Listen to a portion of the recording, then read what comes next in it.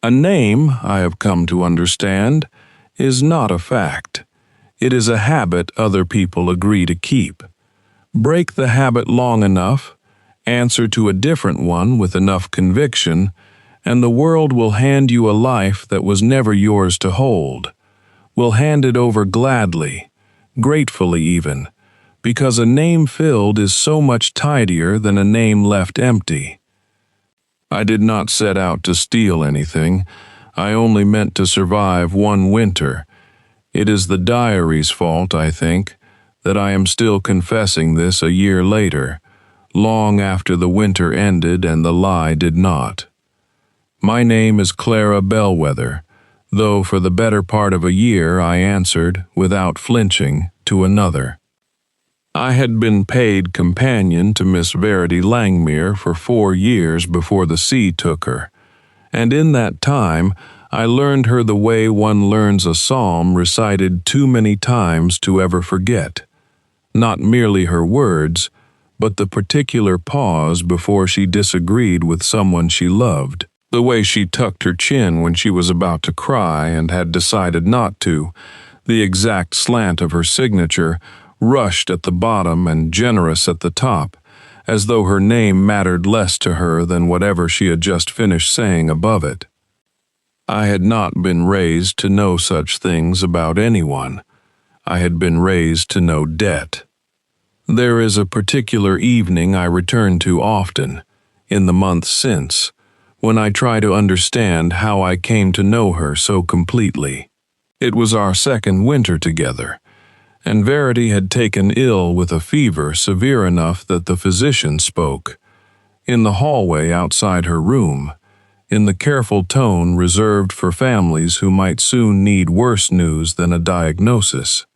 I sat with her 3 nights running, sponging her forehead and reading aloud from whatever book lay nearest, and on the second night, in the delirium of the fever, she gripped my wrist and told me things she would never, in health, have said aloud, that she was lonelier in that great house than she had ever admitted to her own father, that she envied me the freedom of a life where no one expected her to marry well or manage an estate or be, at every hour, exactly the daughter her position required. "You are luckier than you know, Clara," she said, her eyes bright with fever and something rawer beneath it. "No one has ever built a whole house around the shape of what they need you to become."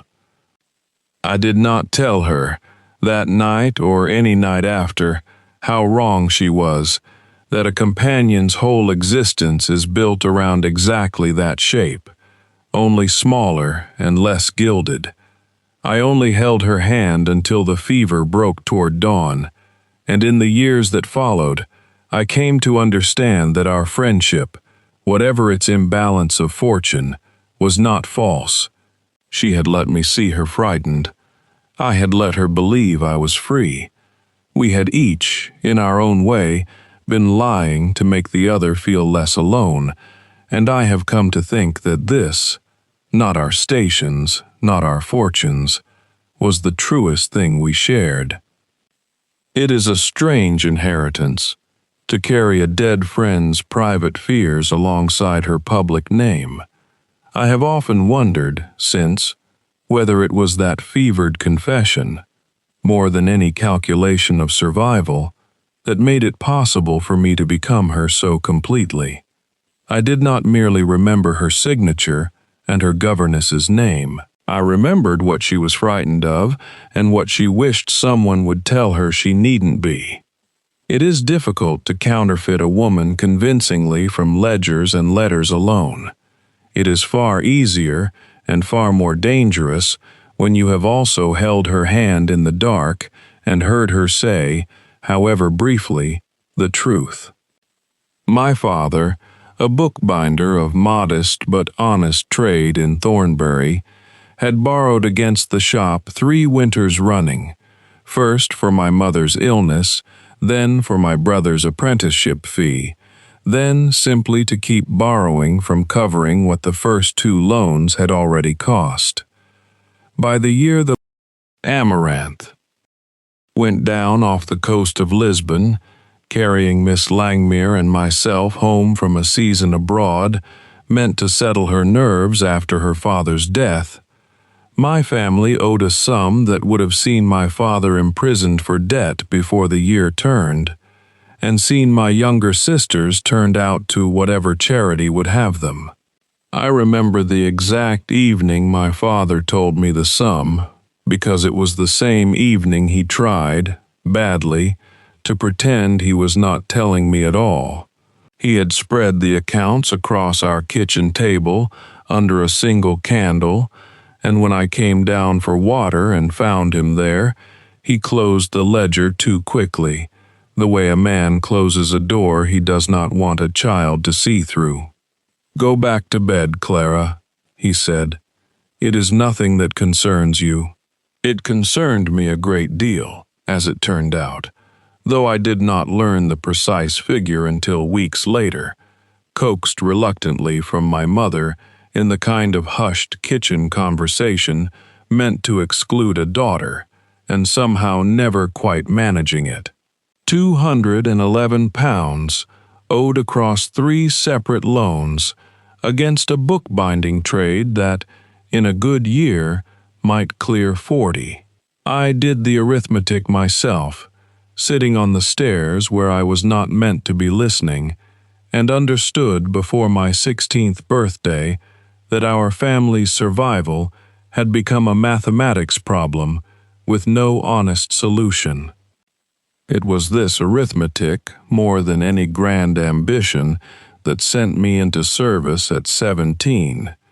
Not the romantic notion of seeing the world in a great house, but the plain fact that a companion's wage, however modest, was 1 mouth fewer to feed at my father's table, and 1 small, steady sum that might, across enough years, be quietly folded into the debt without anyone in Thornbury ever needing to know a Bellweather daughter had gone into service to keep her father from prison.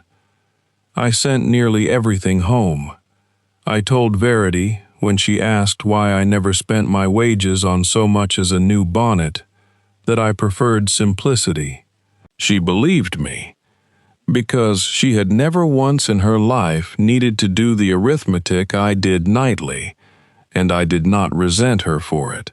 I only understood, watching her choose ribbons she would wear twice and forget, that we had been born into 2 entirely different accountings of what a life was permitted to cost. I did not know, boarding Amaranth, that final autumn, that my father's creditor had grown impatient enough to threaten proceedings before the year turned. I would not learn it until I was already home, already Verity, already too far into the lie to unmake it, without unmaking everything else alongside it.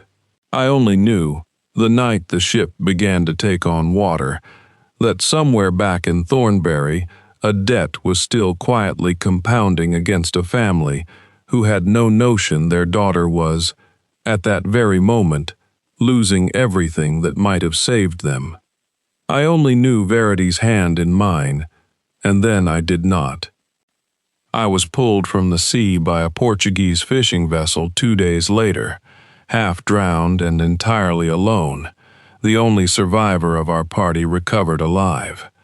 I gave my rescuers Verity's name before I had decided to. It was not calculation. It was instinct. I had spent 4 years being asked after her comfort before my own. 4 years of, "Is Miss Langmuir warm enough? Has Miss Langmuir eaten? Does Miss Langmuir wish to be left in peace?" And when a stranger in a rough wool coat asked, in broken English, who I was, the name that rose to my mouth first was hers, because some deep, trained part of me still believed her survival mattered more than mine. By the time I understood what I had said, and to whom, the word had already traveled ahead of me, passed from the fisherman to the harbor master, from the harbor master to the British consul, from the consul, I would later learn, in a letter that reached Langmere Hall a full 9 days before I did. Miss Verity Langmere recovered alive. I could have corrected it, I told myself, on the long carriage journey north from the port, in a borrowed dress that did not fit, and shoes that were not mine, that I would correct it the moment I arrived, that I would step down from the carriage as Clara Bellweather, grieving companion, and explain, with whatever grace I had left, that the woman they had lost was truly lost, and that I was only the servant who had failed to save her. Then the carriage turned up the drive at Langmere Hall, and I saw the household assembled on the steps in the thin morning light, and I saw, at the front of them, a face I recognized from 4 years of correspondence but had never before seen in the flesh. Mr. Josiah Langmere, Verity's cousin, who had managed the estate in her absence and who watched the carriage approach with an expression I could not, in that first moment, name. Just because it happened what seems like a lifetime ago, that doesn't mean that ripples are not felt down to this day. Josiah Langmere had been raised alongside her as a boy, the son of her father's younger brother, and had managed the estate's accounts since her father's death 2 years prior. Competently, everyone agreed, though Verity herself had grown quieter on the subject in the months before we sailed, given to trailing off mid-sentence whenever his name arose, as though some worry sat behind her teeth, that she had not yet decided whether to spend. He asks too many questions about the tenant rents. She told me once, in the library at Langmere Hall, the only time I ever saw her afraid of anything that was not weather. And he answers too few about where the difference goes. I had thought little of it at the time. A companion is not consulted on estate matters. She is consulted on which shawl best suits an evening in company, and whether a letter's tone reads as cold or merely composed. But I remembered it, standing on the gravel drive in Verity's dead father's house, watching Josiah Langmere's face perform its arithmetic and settle, decisively, into welcome. "Verity," he said, and came down the steps himself to take my hands before the butler could reach me. We had given up hope a week ago. Look at you, thin as a reed, but alive, alive. His hands were warm, and his relief looked, to every witness on that drive, entirely genuine. It was only I who felt, beneath the warmth, something colder moving, the particular stillness of a man who has just discovered that the numbers he has been keeping for 2 years are about to be checked by the one person with both the right and the memory to check them. I did not correct him. God help me, I did not correct him. I told myself it would be a matter of days, a week perhaps, to recover my strength and my nerve, and then I would confess, to the housekeeper first, who had known me kindly as Verity's companion and might soften the blow to the others, and then to whichever solicitor handled the estate, and accept whatever consequence followed. I rehearsed the confession nightly in the guest wing they had given me, which had once been Verity's own room, before grief moved her cousin to reassign it, thinking the change might comfort her.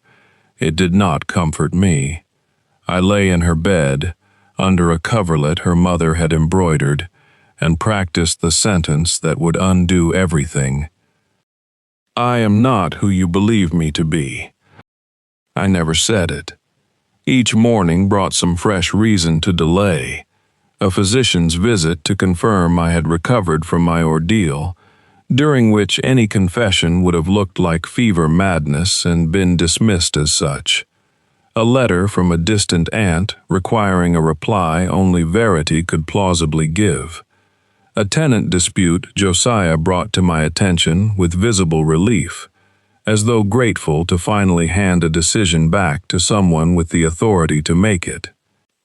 And beneath all of it, quietly, a truth I was ashamed even to write in this diary until the shame itself became unbearable to carry alone. I did not want to go home to Thornbury and debtor's prison, and my sisters turned into the street. I wanted, for just a little longer, to live inside the warmth of a name that people were glad to see return. I am a thief. I wrote, that first week, in a hand still unsteady from the sea. I have stolen the one thing a dead woman cannot use again, and I have stolen it because I am too great a coward to be poor and honest when I might instead be comfortable and false. I do not know which sin will be counted worse against me. I suspect, in the end, it will not matter. I will answer for both. The estate's solicitor arrived 11 days after I did, summoned by Josiah, he said, purely as a formality. The trustees required confirmation of identity before any accounts could be formally released back into Miss Langmuir's control, a dry legal necessity that would take, he assured the assembled household, no more than an afternoon. His name was Mr. Edmund Thorne, and he was not at all what I had expected of a man whose entire profession was the patient unearthing of inconvenient facts. He was younger than I had pictured, not yet 40, with the kind of unhurried, watchful manner that made a room feel, without any raised voice, thoroughly examined. He asked after my journey with ordinary courtesy, inquired whether I required rest before we began, and only then, once I had assured him I did not, opened a leather case of documents, with the calm of a man who had done this 100 times and expected, on this occasion as on the others, to confirm the obvious and be done by tea. "A few questions only," he said. "Formalities the trustees require, given the unusual circumstances of your return. I trust you'll forgive the intrusion." I said I would forgive a great deal more than that, if it meant an end to the uncertainty. It was, I would reflect later, the first entirely honest sentence I had spoken since the shipwreck, and I had meant it to apply to myself as much as to him. The questions began simply enough. The date of her father's death. I knew it, having sat beside Verity through the anniversary each of the 4 years I served her.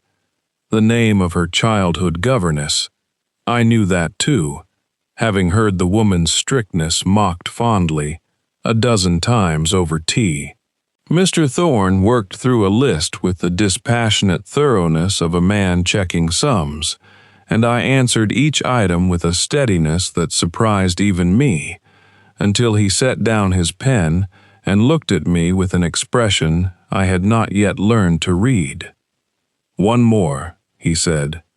"Your mother kept a particular habit, I understand, of pressing a flower into the front page of any book she gave as a gift, a small mark, private to the family. Mr. Langmuir mentioned it to me in passing, thought it might serve as a pleasant final confirmation, nothing more. Do you recall which flower she favored?" I did not know. Verity had never once in 4 years mentioned it to me. Why would she, when it was the sort of small domestic ritual one assumes everyone already knows, not the sort one explains to a companion paid to arrange her correspondence? I felt the silence stretch a half-second too long, felt Mr. Thorne's gaze sharpened by some fraction too small to name and too large to ignore, and understood, with a clarity that arrived like cold water, that this was the moment the entire fragile architecture of my deception might come down around me in a single afternoon. "Forget-me-not," I said. It was a guess. It was the only flower whose name felt, in that instant, like an answer rather than an evasion, And it was, though I would not learn this for weeks, correct, because Verity's mother had chosen it deliberately, for its name, so that no book she gave would ever let its recipient forget who had loved them enough to give it. Mr. Thorne wrote nothing further in his ledger that afternoon, but he did not close his case with the easy satisfaction of a man who has confirmed the obvious. He closed it slowly, and when he looked at me again, it was with the particular attention of someone who has just decided a matter is not, after all, as simple as he had been told to expect. I answered him correctly. I wrote that night, hand shaking badly enough that the ink blotted twice. I do not know how. I begin to fear that the truth, when it finally catches me, will not announce itself with an accusation. It will announce itself exactly like this: a small, unbearable silence, in which a clever man decides not yet to say what he already suspects. Mr. Thorne did not leave after that first afternoon, as I had expected. He remained at Langmere Hall a further 2 weeks, ostensibly to review the estate's accounts, before formally releasing them from Josiah's temporary management back into Verity's, a task he undertook with a thoroughness that seemed to please no one but himself, and that I would come, much later, to understand was never really about me at all. In those 2 weeks I learned him the way I had once learned Verity, not by design, but because proximity breeds a helpless kind of fluency. I learned that he took his tea without sugar and drank it too quickly, always slightly scalded, as though he begrudged the time the ritual cost him. I learned that he read aloud to himself when working through a difficult clause of law, lips moving silently over the words in the library where I often sat pretending to embroider, while he pretended not to notice me watching. I learned that he had lost his own father young, to a debt not unlike my own family's, and that this was why, he told me one evening without my having asked, he had chosen a profession built on the careful protection of what people were owed. Money ruins more families through mismanagement than through malice, he said. I find I would rather catch the mismanagement early than mourn the family late. I did not tell him that I was, in that very room, an example of both, a woman ruined by mismanagement she had not caused, now compounding the ruin through a malice she had chosen. I only agreed with him, and hated myself a little more for how easily the agreement came. It was in the second week that he asked me to help him go through Verity's correspondence, old letters from her father, kept in a locked writing desk to which only the family held a key, relevant, he said, to establishing certain dates in the estate's history that the ledgers alone could not confirm. I nearly refused. I could invent a plausible reason, I told myself. Grief too raw to revisit her father's hand, a headache, anything. But refusing felt, in that moment, more dangerous than complying. A woman with nothing to hide does not flinch from her own father's letters.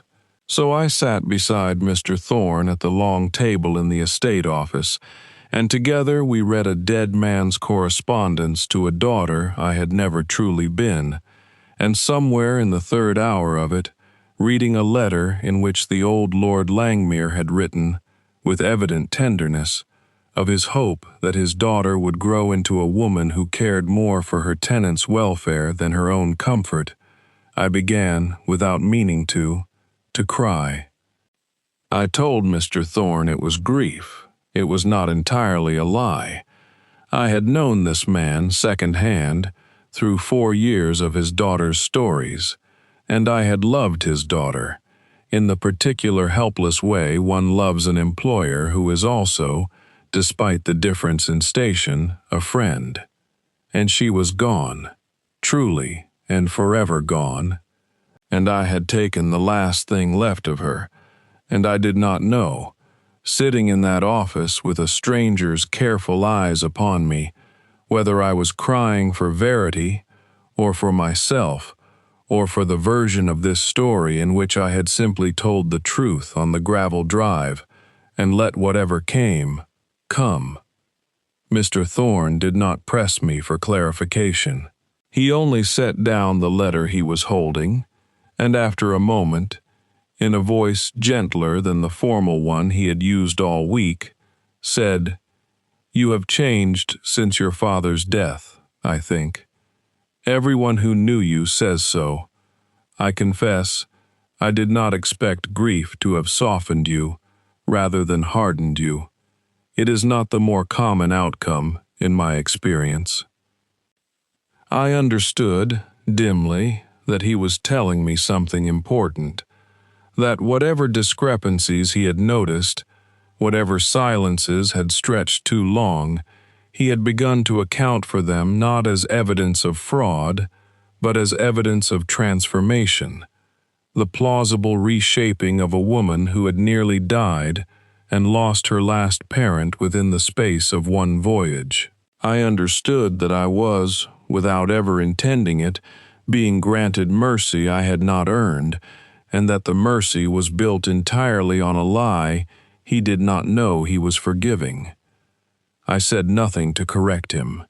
I have never been prouder of my own restraint, nor more ashamed of it. The tenant crisis, when it came, arrived almost as a relief, a problem simple enough to be solved honestly, in a season that had offered me nothing but problems requiring further deception to survive. A family on the Langmere land, the Aldertons, had fallen 3 seasons behind on rent following the father's injury in a threshing accident, and Josiah, managing the estate in Verity's absence, had begun proceedings to have them removed from the cottage they had held for 2 generations, citing the arrears as unsustainable to the estate's finances. I knew, without needing to consult a single ledger, exactly what Verity would have done. She had told me once, watching her own father forgive a similar debt in her childhood, that she had resolved then to run her own estate the same way when it became hers, that land was not merely a column of figures, but a promise made across generations, and that a promise broken over money was a promise that had never truly been kept in the first place. I overturned Josiah's proceedings within the hour, forgave the Aldertons' arrears outright, and arranged for the estate physician to see to the father's injury at Langmere expense.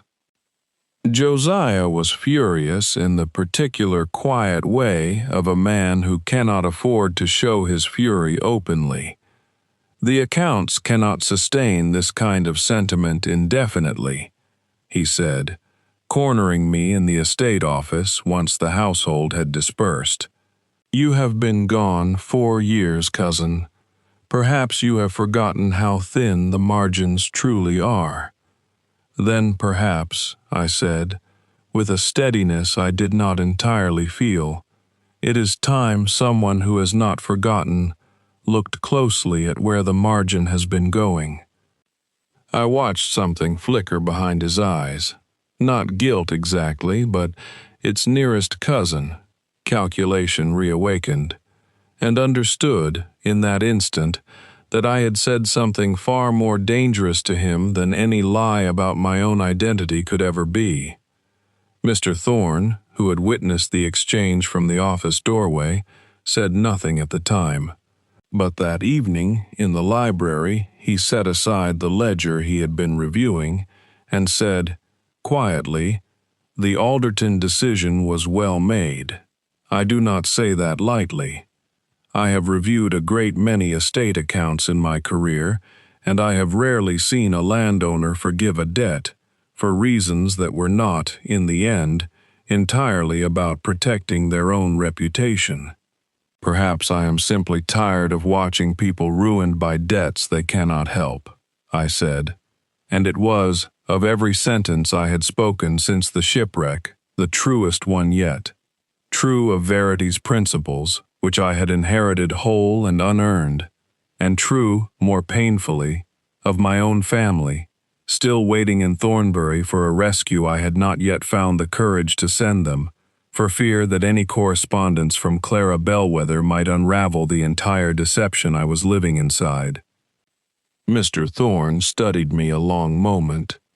You speak of it as though you have some particular understanding of it. Ruin, I mean, beyond the general sympathy of the wealthy for the poor. I did not answer him directly. I only said that grief, I had found, made a person understand a great many things they had once only pitied from a comfortable distance, and let him make of that whatever explanation satisfied him.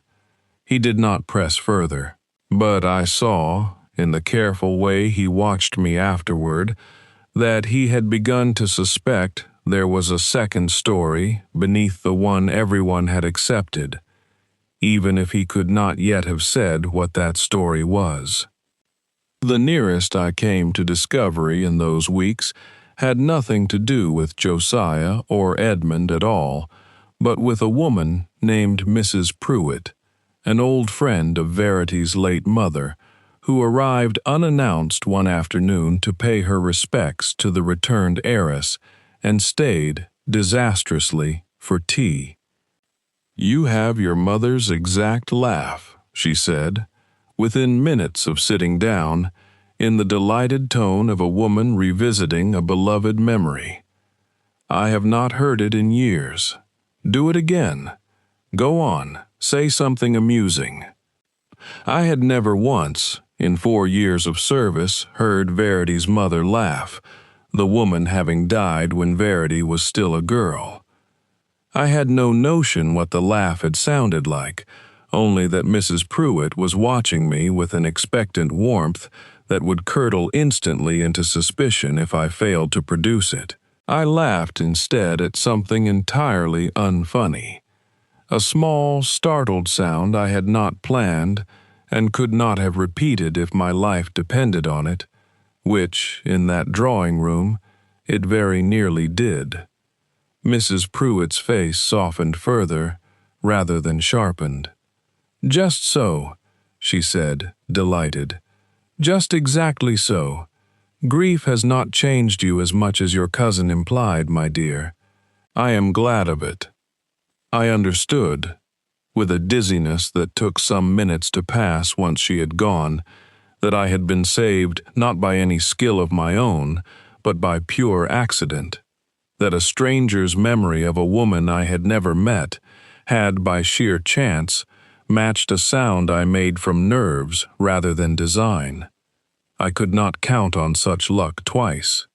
I wrote that night that I had begun to understand the particular exhaustion of the confidence trickster, a species of person I had never before had cause to consider with any sympathy, that every kindness paid to you under false pretenses arrives already halfway to becoming an accusation, if only the truth is ever known, and that a person cannot live long at that particular pitch of vigilance without some part of her beginning to fray. There was an evening some days after the Alderton decision that I have returned to often since, though nothing of consequence was said in it at all. A storm had kept the household indoors, and I found Edmund in the small music room, few in the house ever used, standing at the window watching rain move sideways across the park in gray sheets, a room away from the fire and its usual gathering. "I am told Verity used to play," he said, without turning, nodding toward the untouched pianoforte in the corner. "Her father mentioned it once, in a letter. I confess I have wondered, these past weeks, why the instrument sits so obviously unused." I told him the truth, or as near the truth as I could then afford, that grief had made the music difficult, that some skills seemed to live in a part of a person the shipwreck had not returned intact. It was not, strictly, a lie. Verity had played, beautifully and often. I had never in my life touched a key with any purpose beyond dusting one. "I find I do not mind it," he said. "There is a great deal of performance expected of you in this house, I think, given all that has happened. It is not unpleasant to watch you sit somewhere and simply not perform anything at all."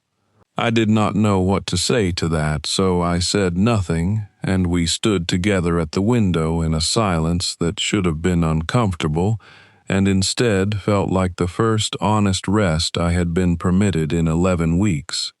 He did not ask why the woman he believed to be a grieving heiress found such plain comfort in being asked for nothing. I did not offer an explanation. We simply watched the storm move across the park until the dinner bell called us both back to the performance waiting downstairs. And I understood, walking back to the dining room beside him, that I had begun to dread far more than discovery.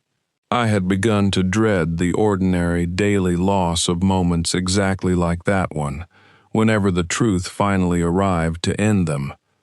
It was Josiah who forced the reckoning, in the end, though not in the manner either of us expected. 3 weeks after the Alderton decision, with the estate account still under Mr. Thorne's review, Josiah requested a private audience with the solicitor, ostensibly to raise concerns about my fitness to manage the estate, given what he characterized as reckless financial sentiment unbecoming a woman only recently recovered from near death. I learned of the meeting only because I overheard its ending, passing the estate office door as Josiah's voice rose beyond his usual careful control. "I am telling you what I know," he was saying. "There have been discrepancies since her return. Small things. Things she should know and does not. Things she claims to know that she should not be able to. Ask her about the flower again, Thorne, and watch her hesitate a second time. Ask her anything her father never wrote down for a stranger to memorize." I stood frozen in the corridor, my heart moving somewhere near my throat, waiting for Mr. Thorne's reply. When it came, it was not what I expected. "I have asked her a great many things these past weeks, Mr. Langmuir," he said, in a voice I had not heard him use before, flat, and edged with something that was not quite anger, but stood very near it. "I have also, in the course of reviewing your accounts rather than hers, found 4 separate entries in the tenant rent ledger that do not reconcile with the sums actually banked over the past 2 years. I had intended to raise the matter with you privately, as a courtesy, before troubling the family with it. I begin to think that courtesy was misplaced." The silence that followed was the loudest sound I had heard in that house since the sea took Verity from my hand. I did not learn the full extent of Josiah's fraud until some days later, when Mr. Thorne, having completed his review, requested that I join him and the estate's trustees to hear his findings. The missing sums, carefully skimmed from tenant rents over 2 years, and disguised in the ledgers as maintenance costs for repairs that had, upon inspection of the cottages in question, never actually been made. The false invoices from a builder who turned out, on investigation, to be Josiah's own creditor, paid in kind for gambling debts Josiah had accrued and concealed from every member of his family. The trustees' meeting at which Edmund laid out his findings was the longest hour I had endured since the shipwreck, and I sat through it in the peculiar position of a woman who had every reason to fear exposure and yet, for once, was not the subject of the accusation. Edmund walked the assembled trustees through the ledgers with the same unhurried patience I had watched him bring to every other task since his arrival. The false invoices, dated across 2 years and each bearing the same builder's mark, compared against the actual condition of the cottages they claimed to have repaired. The discrepancy between rents collected, recorded faithfully by the tenants' own receipts, and rents banked, which fell consistently short by a sum too precise to be accident. Josiah's composure held for the first quarter hour. It did not hold beyond the moment Edmund produced a letter from the builder himself, obtained by correspondence some days prior, confirming that no repairs had in fact been commissioned at Langmere Hall in over 18 months, and that the sums paid to him had instead been quietly redirected, at Mr. Langmere's private request, toward the settlement of gambling debts held against Josiah personally in 3 separate establishments in town.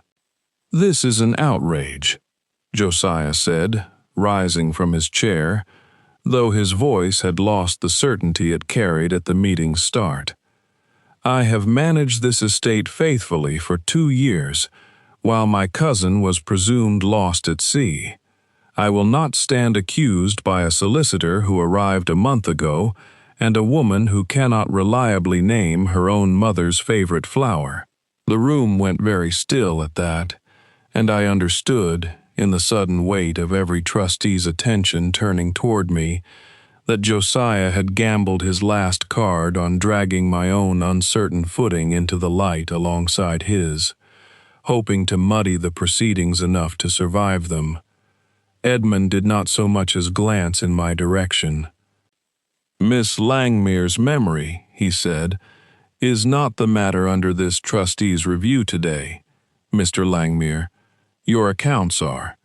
I would advise you to address the ledgers in front of you, rather than attempt to redirect this board's attention toward matters I have already satisfied myself are not relevant to the estate's finances."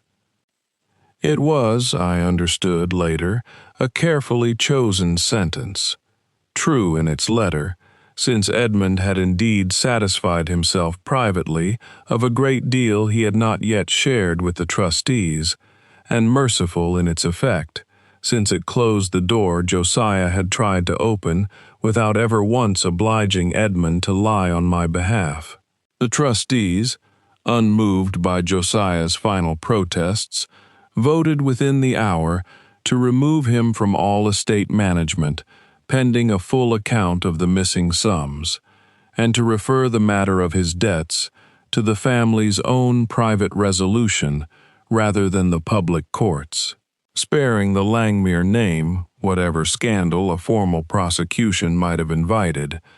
A mercy I suspected, even then, was extended as much for my own sake as for the family's, since a public trial would have called far more witnesses and far more scrutiny of the returned heiress than anyone at that table wished to survive.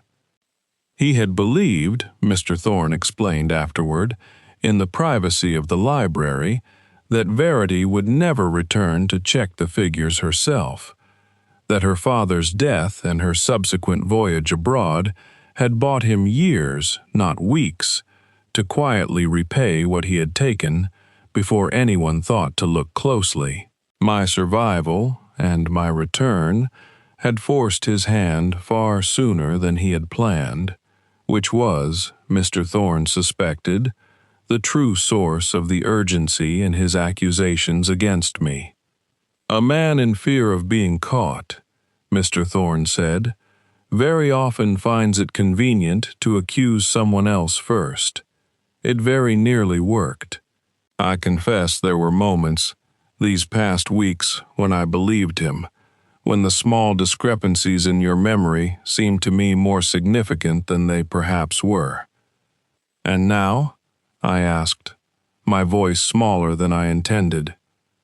"Now I find myself far more interested in a different question," he said. "Not whether you are entirely the woman I first believed you to be. I no longer think you are. I think grief and the sea between them changed you into someone I have watched become, these past weeks, kinder and more careful than I suspect you were before you nearly drowned. I find I am no longer certain that matters to me as much as it once did." I understood, with a lurch of something between terror and relief, that he was circling the truth without yet naming it, that he had sensed the shape of my deception even if he had not guessed its precise nature, and that he was offering me, without either of us saying so aloud, a chance to explain myself before he was forced to conclude something worse. I did not take the chance. Not yet. I told myself I was protecting him from the burden of complicity, if he chose afterward to keep my secret. I have since come to believe I was only protecting myself, one final week, from watching his face change when I finally told him the truth. I wrote to my father that same week, the first honest letter I had sent since the shipwreck, though even it was composed carefully enough to avoid outright confession, in case it should fall into the wrong hands. I enclosed a sum drawn from my own modest wages as companion, saved and untouched across 4 years of service, along with a promise that further help was coming, and that he was on no account to lose hope or the shop before I could send more. It was not the confession I owed him, but it was the first true thing I had done since my name changed, and writing it steadied something in me that had been shaking, unacknowledged, since the gravel drive. That night, I took out this diary and wrote the sentence I had been avoiding for 11 weeks. I must tell him, not the trustees, not the household, not even my father yet, but Edmund, before he finds it out some other way and is forced to decide, without my voice in the matter, whether the woman he has come to care for was ever real at all. I found him in the library, as I so often had these past weeks, working late by a single candle over papers he no longer strictly needed to review, since Josiah's fraud had already been confirmed and the true matter of the estate's accounts settled. I understood, seeing him there with no remaining professional reason to stay, that he had simply not yet wished to leave. "I have not been honest with you," I said, before my courage could fail me a second time. "Not in what I have said, precisely. I have never spoken a direct lie to your face, if that is any comfort, which I suspect it is not, but in what I am, who I am. I have let you investigate the wrong question for 11 weeks, and I find I cannot let you go on doing it a day longer." I told him everything, the shipwreck, and the exhausted, grief-stricken reflex that had given his rescuers Verity's name instead of my own, the gravel drive, and Josiah's arithmetic settling into welcome before I had found the courage to correct it, the forget-me-not, guessed rather than known, and the 11 weeks since, built entirely on the borrowed shape of a woman I had loved and lost and then, in my desperation, refused to let the world lose along with her. "My family faces debtor's prison," I finished, my voice steadier than I expected, now that the worst of it was finally said aloud. I told myself that was reason enough. I no longer entirely believe it was. I think, somewhere in these 11 weeks, the reason became something closer to cowardice than survival, and I did not correct it because correcting it would have meant losing all of this, the house, the trust of people who had begun to rely on me, and you. I am sorrier for that last one than I know how to say plainly. He was silent long enough that I began to prepare myself for whatever came next. The trustees summoned, the constable called, the particular public ruin reserved for women who impersonate the dead for gain. Instead, when he finally spoke, his voice was quiet and, to my complete astonishment, unhurried. "I have suspected for some weeks that you were not entirely who you claimed," he said, "not with certainty, but enough that I found myself, more than once, deliberately not asking the question that would have forced a confirmation I was not yet prepared to hear. I told myself it was professional caution. I begin to think it was something considerably less professional than that. You suspected, and said nothing. I watched a woman who was told she owed nothing to strangers choose, again and again, to give them everything she had," he said. "I watched her forgive a debt her own cousin thought indefensible, and sit with tenants' injured children until the physician arrived, and cry over a dead man's letters as though the grief were entirely her own to carry. I did not know, these past weeks, whether I was watching Verity Langmuir transformed by tragedy or watching someone else entirely, becoming, through the simple daily practice of kindness, the very woman whose name she had borrowed.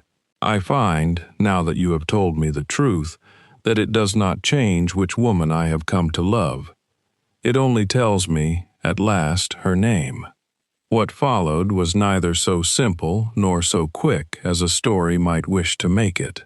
There were the trustees to inform, carefully and in stages, with Mr. Thorne, Edmund, as I had by then permitted myself to call him, present at every difficult conversation, arguing not for my innocence, which he did not pretend, but for the genuine good I had done the estate and its tenants in Verity's stead, and for the fraud I had uncovered in Josiah that would otherwise have gone undiscovered for years more.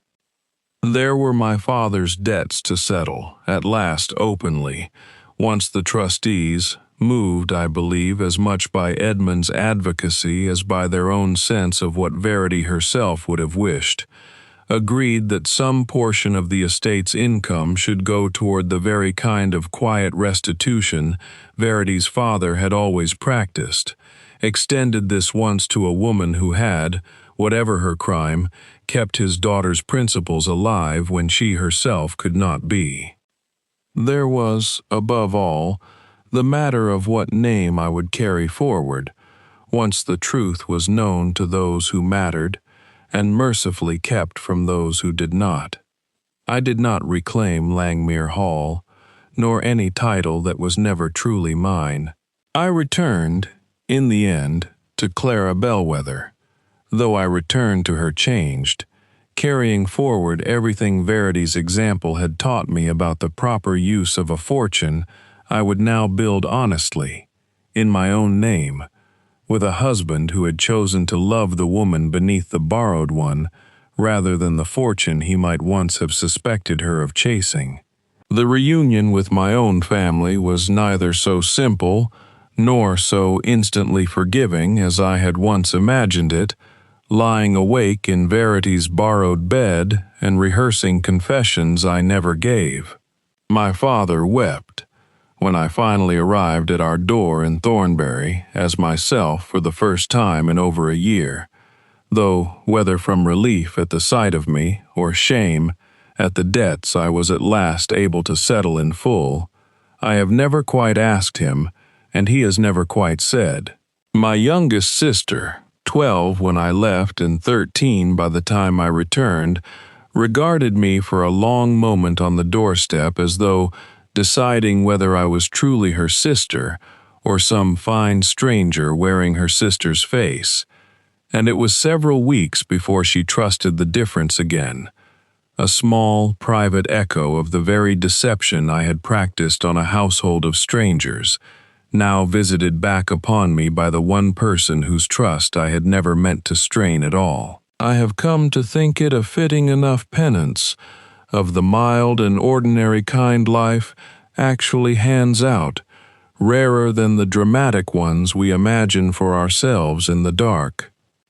The trustees, in the end, settled a modest sum on me directly, not the Langmuir fortune, which I had never once, even in my worst moments of temptation, allowed myself to believe I was entitled to keep, but a smaller gift, offered in recognition of the fraud I had helped uncover and the tenants I had protected in Verity's name before the name was ever rightfully explained.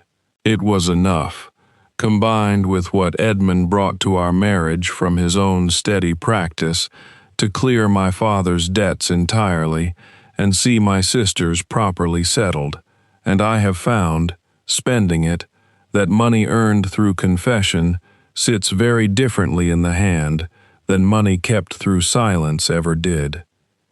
It has been a year now since the Amaranth went down, and I find, writing this final entry by the same candlelight I once used to rehearse a confession I was too afraid to give, that I no longer dream of drowning. I dream, instead, of the gravel drive, and the moment I might have corrected Josiah Langmuir's mistaken welcome and did not, and I find I no longer regret that I stayed silent that particular morning, only that I stayed silent so many mornings after it, when the truth would have cost me less each day I delayed it than the day before. Edmund asks, some evenings, whether I ever miss the sound of Verity's name. I tell him honestly that I do not miss the name.